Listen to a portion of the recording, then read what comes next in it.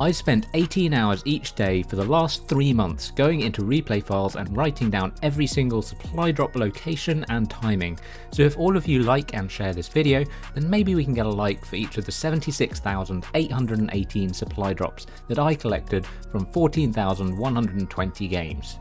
Okay, some of that was a lie. I do have 76,818 supply drops, but I didn't actually collect them manually. Anyway, I studied all of them and I'm going to be telling you when they spawn, where they can and can't spawn, whether you can predict zones from them, and what items you'll find in them.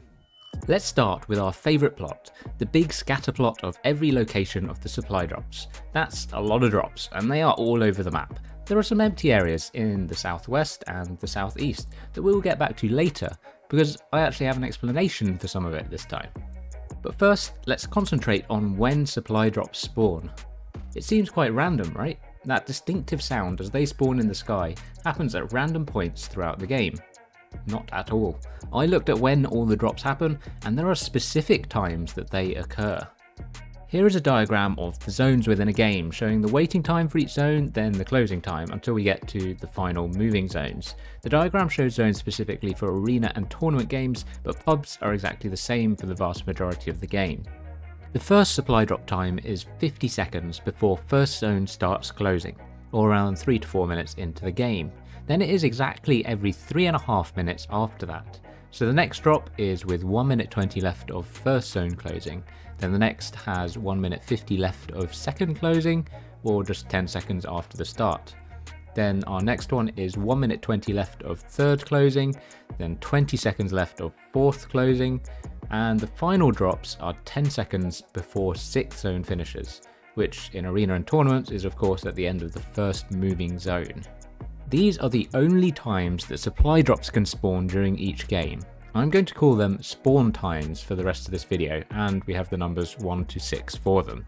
But at these spawn times, sometimes no drops happen, and sometimes more than one drop spawns. So how many drops should you expect?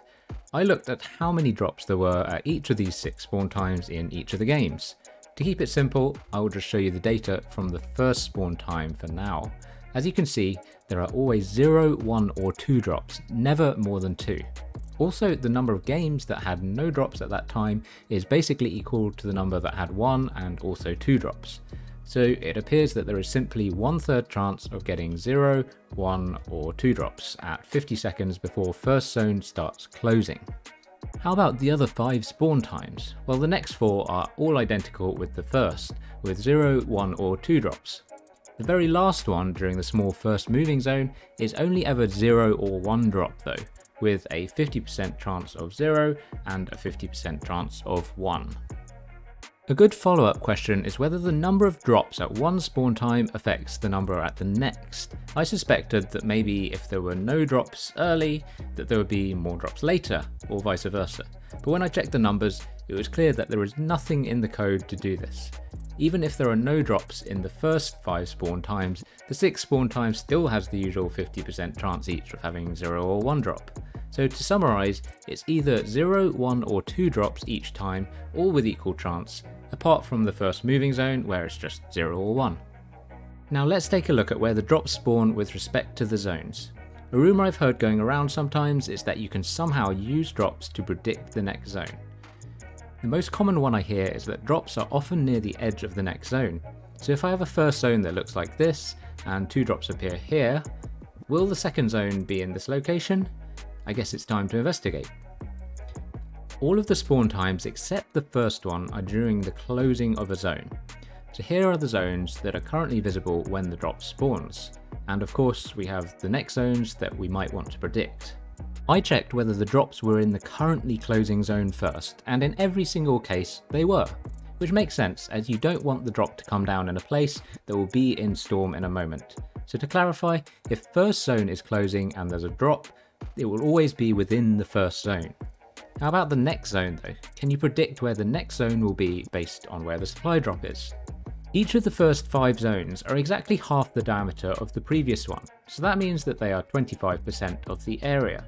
So if the location of the drop is totally random within the current zone, the drop would be in the next zone 25% of the time. And here are the results from the 76,000 drops that I checked. As you see, the first 4 are very close to the expected 25%. The last one is also easy to explain, because that's during first moving zone. The drop will never be in the next zone because that's another moving zone. As for the 11%, that's the drops that fall while 4th zone is closing. The next zone in tournaments is the 50-50 zone, so flashbacks to one of my zone videos where I showed that 11% of the 4th zone is also in 5th zone. And now the 11% of drops that are in 5th zone all make sense. Another thing I wanted to check was whether drops were more likely to be on the edge or in the centre of zones. Without boring you with mathematical proofs, I'll tell you that the expected distance from a random point in a circle to the centre of the same circle is exactly 2/3 of the radius, or around 67%. So if our drops are randomly placed within the current zone, that's the average distance we'd expect to see. And that is almost what we see for each of the 6 spawn times. All of them are very slightly under the 67% that we would expect, implying that they are slightly closer to the centre of zone than true randomness would dictate. However, that is because drops have to be on land, and when a zone is partly over the ocean is always on the edge of the zone, so drops are forced a little bit closer to the centre. Clearly this will have more effect in first zone, where a large amount of the zones overlap the ocean, while later zones are much less likely to have any ocean in them. How about when 2 drops spawn at the same time, do Epic intentionally cluster them together or keep them apart intentionally? This time I will skip totally over the maths to avoid boring you, and I'll tell you that they are just random. In summary, I have shown that drops are randomly placed in the area that the zone is currently closing to. There is a small exception to this, which I will just get to in a moment. As a quick side note, I found that the 2 closest drops to each other were in this 4th zone, where they were officially 67 centimeters away from each other, and of course that meant that when they landed, one ended up on top of the other. Unfortunately, because drops take so long to come down, they actually ended up in the storm very quickly, and nobody had the chance to get both of them. That leads us nicely back to revisiting the general location of all the drops. Here's the map that I showed you earlier of where all the 76,000 drops were. The southwest area here can actually be easily explained if I simply change to the Season 20 map. You see that the Season 21 drops seem to follow the Season 20 coastline. As for the southeast area, I really don't know. It's a very odd shape and even overlaps the area that I found in my previous videos that doesn't really get any zones. You'll also see that the dead areas do actually have a few drops, so I took a look at those drops and found that they are all from later zones where the whole zone was over the dead area, so the supply drop therefore has nowhere legitimate to go. When this happens, the drop just spawns in the exact centre of the zone. And this actually means that when 2 drops spawn at once in these games, they spawn in the exact same place, and this causes one of the drops to simply land as it spawns, and it just stays in the air forever. I've informed Epic of this bug, these dead areas, so it may get fixed in a future patch. Now I will tell you what you actually get in supply drops. The items that you do get change every single time weapons are vaulted or introduced, but here's what you get at the moment. You will get 2 armoured walls every single time. You will also get 2 stacks of 30 materials, with each material having the same chance as each other, and you can get the same material twice.